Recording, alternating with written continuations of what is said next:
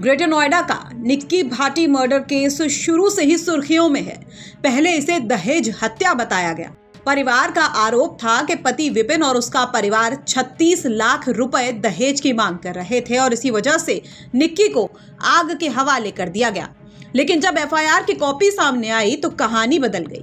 FIR और परिवार के आरोपों में बड़ा फर्क है। यही फर्क अब इस केस को और पेचीदा बना रहा है। एफआईआर में लिखा है कि निक्की की बहन कंचन की शादी 9 दिसंबर 2016 को बिना दहेज के हुई थी, लेकिन एफआईआर में यह कहीं नहीं लिखा कि निक्की की हत्या दहेज के लिए हुई है। अब सवाल यह है कि अगर एक शादी बिना दहेज के हो सकती है तो फिर 9 साल में ऐसा क्या हुआ कि विपिन 36 लाख रुपए की मांग करने लगा? क्या दहेज वाली थ्योरी सच है या किसी को फंसाया जा रहा है? निक्की के परिवार वालों और कंचन ने दावा किया था कि पिछले कई सालों से दहेज की वजह से उसके साथ मारपीट की जा रही थी, लेकिन ताज्जुब की बात है कि अब तक डोमेस्टिक वायलेंस के मामले में किसी भी थाने में जनरल डायरी तक दर्ज नहीं करवाई गई है। इस बीच एक पंचायत थ्योरी भी सामने आती है, लेकिन उस मामले में भी दहेज नहीं रील बनाने को लेकर बात हुई थी। एफआईआर में बताया गया कि घटना के बाद कंचन ने पड़ोसियों की मदद से निक्की को अस्पताल पहुंचाया, लेकिन अस्पताल के कागजों में मरीज को भर्ती कराने वाले का नाम देवेंद्र दर्ज है, कंचन नहीं।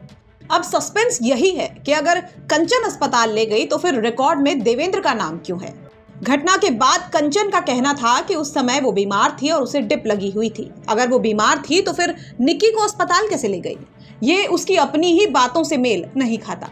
कंचन का आरोप है कि निक्की को जलाने के बाद विपिन और उसका परिवार भाग गया, लेकिन देवेंद्र का कहना है कि जब वो अंदर गया तो उसने विपिन के पिता को वहीं खड़े देखा।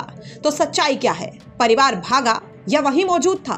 विपिन मैंने देखा कि भाग के गया एकदम से, शोर शराबा हुआ, भाग के गया। वो अंदर गया, वो वीडियो फुटेज में भी दिखाई देगा सबको। वो फिर साथ के साथ ही वापस आया। उसने आके शोर मचाया, मुझसे बोला भाई निक्की ने, ठीक है जी भाई निक्की ने दौड़ के आया। उससे मैंने पूछा कि गाड़ी निकाल और बैक कर हॉस्पिटल लेके चलते। मैं अंदर गया, अंदर और लोग भी इतने आ चुके थे मुझसे पहले भी। परिवार के कितने लोग अंदर थे उस समय जब आप अंदर गए?